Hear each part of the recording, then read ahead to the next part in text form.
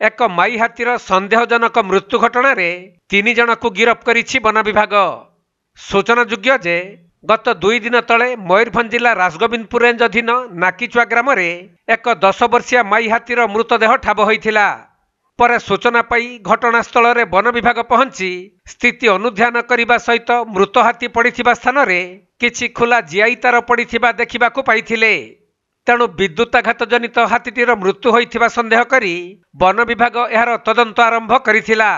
परे भुवनेश्वर एक स्वतंत्र टीम एवं शिमिलीपाल डिविजन रु अधिकारी माने आसी तन्न तन्न करी संपूर्ण अंचल को परखिथिबा बेले हाथी मृत्यु पई स्थानीय किछि लोकंकर संपृक्ति थिबा जानिबाकू पाइथिले।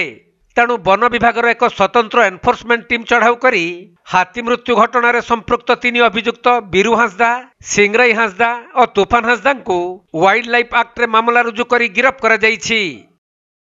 हमर गोटे डिविजन एनफोर्समेंट टीम गठन हो सारी और से टीम को लेकिन आम जहाँ सक्सेस हेलु 3 जन जो एथरे इन्वॉल्व अच्छे एक्यूज आम डिटेक्ट करूँ बर्तमान नाम वार केस नंबर 50R ऑफ 2024-25 रे आम राजगोविंदपुर वनांचल गोटे वाइल्ड लाइफ प्रोटेक्शन एक्ट गोटे अपराध रुजु कर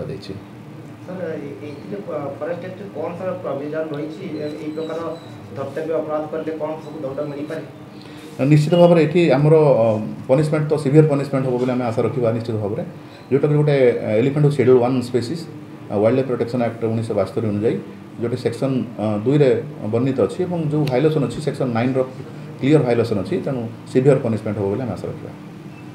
मयूरभंज जिला मुरुडारू ज्ञानरंजन बेहरा रिपोर्ट, कोणार्क लाइव।